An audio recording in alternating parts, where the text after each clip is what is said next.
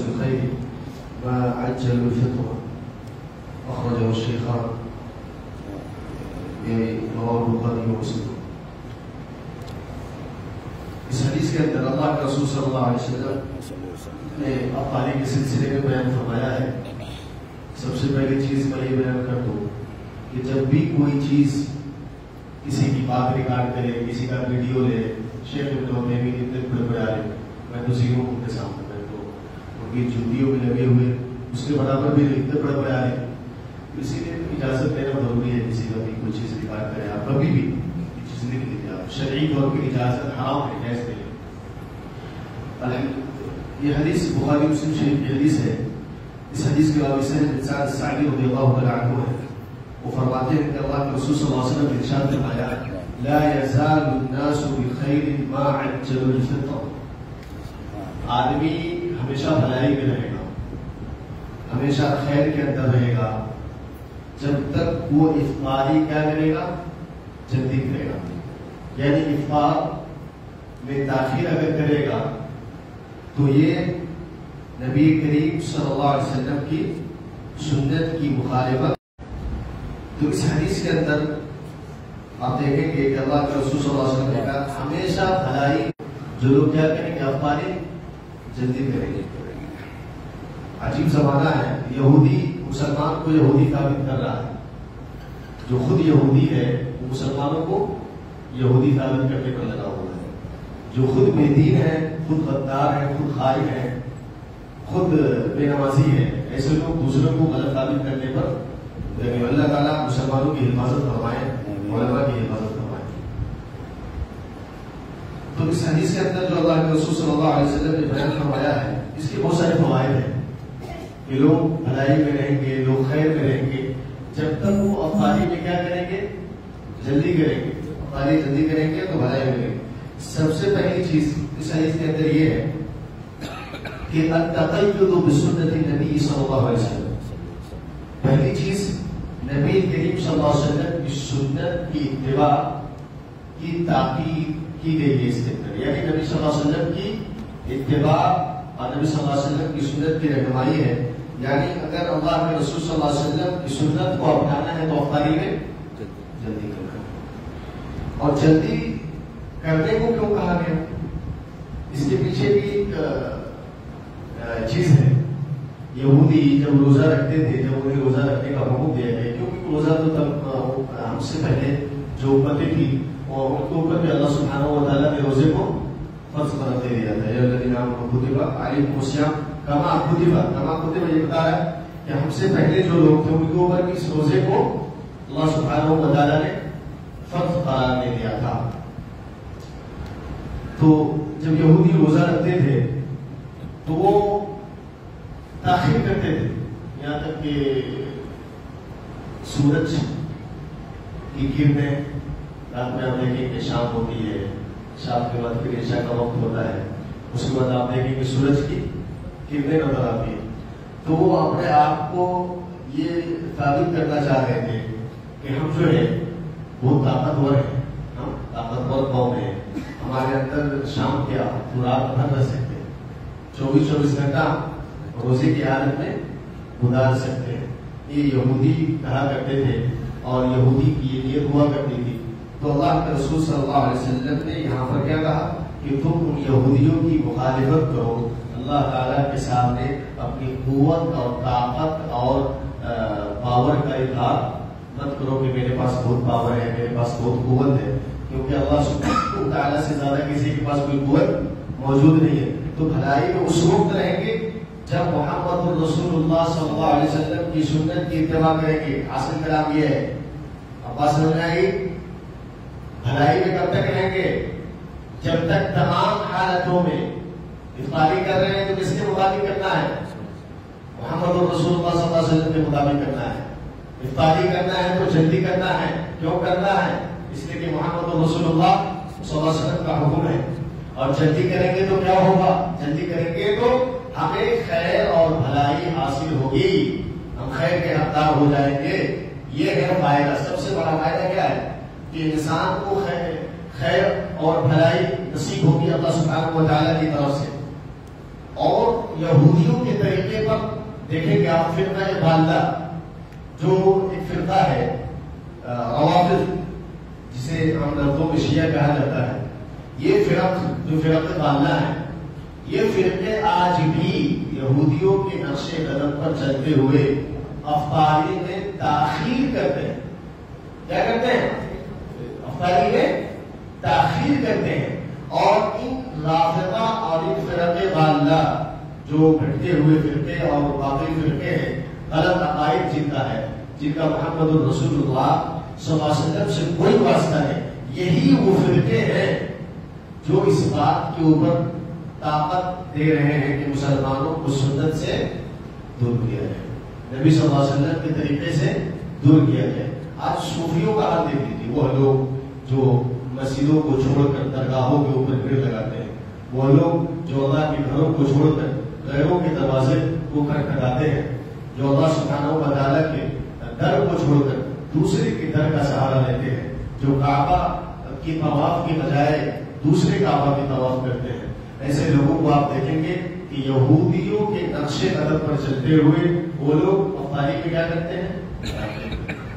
یہ مجھے اور یہ باطل فرقوں نے اس ہندوستان کے اندر بھی آپ تاریخ پڑھی، یہ جو حکمرانی ہوئی ہے ہندوستان کے اندر، اور جو روافض اور جو شیعہ اور بڑی سازش کے تحت مسلمانوں کے عقائد کو بدلنے کی کوشش جو کی گئی ہے، یہ انہی کے نقش قدم پہ آج بھی لوگ چل رہے ہیں. جو لوگ تاخیر سے افطاری کرتے ہیں آج بھی لوگ انہی کے نقش قدم پر ہیں. انہیں چاہیے اگر وہ امت ہے نبی صلی اللہ علیہ وسلم کا، اور اگر وہ محمد رسول اللہ صلی اللہ علیہ وسلم کی سچی اور پکی اتباع کرنا چاہتا ہے تو اسے افطاری میں جلدی کرنا ہوگا، کیونکہ نبی کریم صلی اللہ علیہ وسلم کی اتباع کی بغیر بھلائی ممکن نہیں ہے.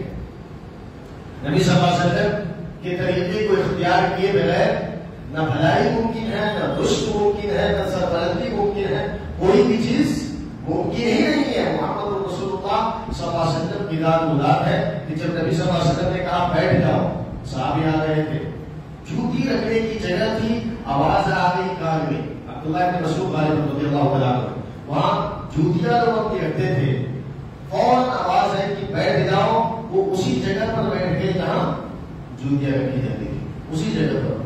تو یہ اتباع ہے. نبی صلی اللہ علیہ وسلم کی بات پہنچ گئی، جیسی کان میں آ گئی اللہ کے رسول کی آواز، ویسی اس کی اتباع لازم ہو جاتی ہے.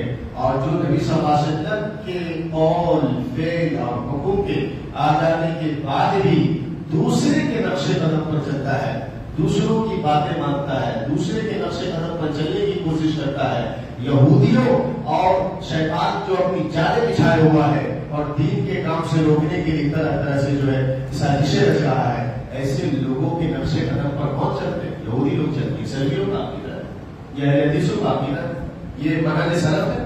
منہج سلف وہ سلف ہے جو شیخ الاسلام ابن تیمیہ کا موقف ہے، جو علامہ ابن القیم کا موقف ہے، امام ابن القیم الجوزی، جو شیخ ابن عثیمین، ابن باز رحمۃ اللہ علیہ، ان لوگوں کا موقف، ان لوگوں کے نقش قدم پر چلنا ہے، نہ کہ یہودیوں کی باتیں اور یہودی لوگ جو سازش کر رہے ہیں. آپ کو معلوم ہے، مجھے یاد ہے آج بھی شیخ بتا رہے ہیں جامعہ سلفیہ مدارس میں، میں اس کو بہت چھوڑا تھا، یہودیوں نے مسجدیں بنا کر بھی مسجدوں میں قرآن کو حفظ کروا کر حفظ کے نام پر علماء کے ساتھ دھڑا کیا ہے.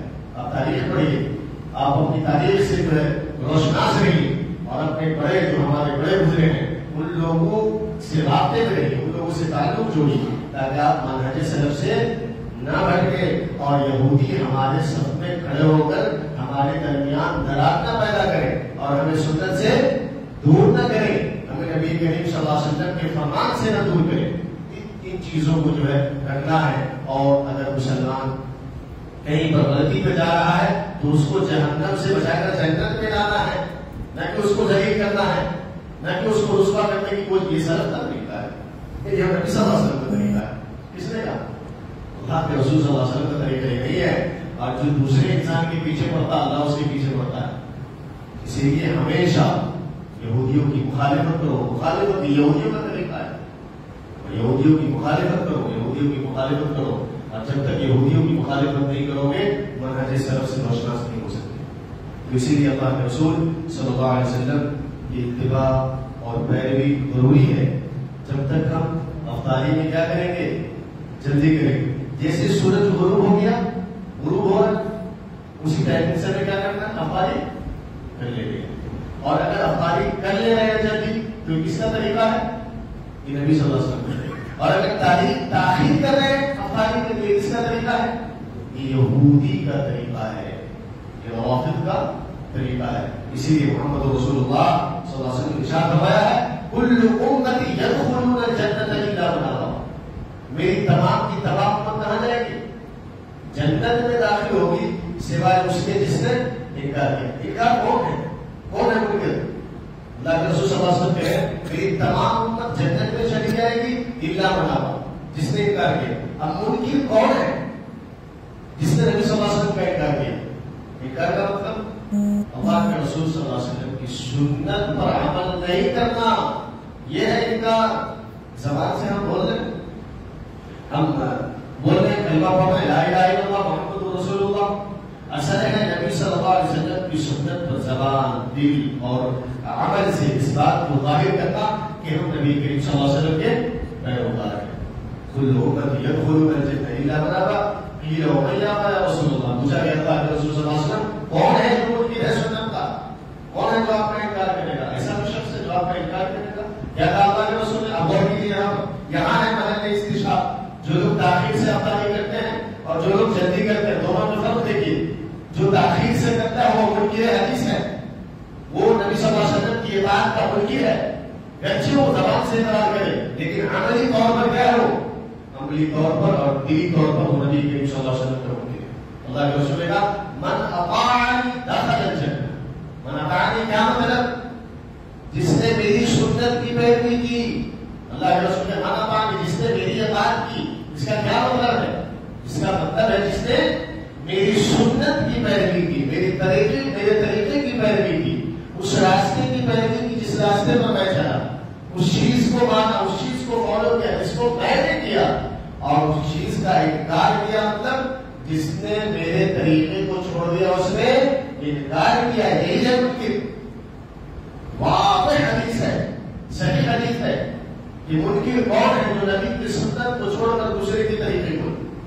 اور مطیع وہ ہے، نبی کا مطیع اور فرما بردار وہ ہے جو نبی کریم صلی اللہ علیہ وسلم کے سنت کو لے لے. یہی مطیع ہے اور یہی منکر ہے. دونوں میں فرق آسان سا فرق ہے، زیادہ دماغ لگانے کی ضرورت نہیں ہے. نبی صلی اللہ علیہ وسلم کی بات مان گئے، بعینی اسی طریقے سے کرنا ہے کسی چیز کو جس طریقے سے نبی صلی اللہ علیہ وسلم نے ہمیں حکم کیا. یہی صحابہ کا منہج رہا ہے، یہی سلف کا منہج رہا ہے، یہی وسطیت اور اعتدال اور جو بیچ اور درمیانی اور معتدل دین اور دنیاوی زندگی کے اندر رہنا ہے. یہی طریقہ جو ہے اللہ سبحانہ و تعالیٰ کا طریقہ ہے اور یہی امت محمدیہ کا طریقہ ہے اور یہی ہمارے سلف کا طریقہ رہا ہے اور ہماری جماعت کا طریقہ ہے. اسی لیے اس طریقے کو فالو کرنے کی کوشش کیجیے اور یہودیوں کی مخالفت کیجیے اور سورما مت بنیے اللہ تعالیٰ کے سامنے. آخر پر نہیں من اللہ کے سامنے نہیں، اللہ کے سامنے رونا ہے، اللہ کے سامنے گڑگڑانا ہے، اللہ کے سامنے عاجزی کرتا ہے. تاخیر یہودیوں نے تکبر میں تاخیر کیا. یہودیوں نے اپنی طاقت پر غرور کر کے تاخیر کیا. اللہ کہہ رہا ہے یہ کرو اتنے ٹائم پہ کرو، وہ کہہ رہا ہے اتنے ٹائم کیا میں یہاں میں کر سکتا ہوں. انہوں نے کیا کیا؟ غرور کیا، تکبر کیا. اللہ کی طاقت کے سامنے اپنی طاقت دکھا دے، کامیاب ہو جاؤ گے، برباد ہو جاؤ گے.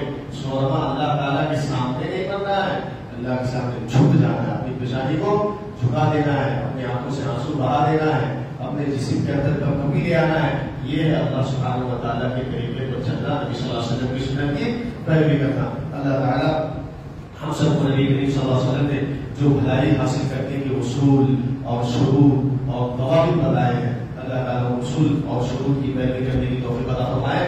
اللہ تعالیٰ وہ اصول اور ضوابط کی اتباع کرنے کی توفیق عطا فرمائے. اللہ تعالیٰ ہم سب کو منہج سلف اور سلف کا جو منہج ہے اور جو صحابہ تمام صحابہ کا منہج رہا ہے اس منہج کے مطابق اللہ تعالیٰ ہم سب کو زندگی گزارنے کی توفیق عطا فرمائے. اور خدا رب العالمین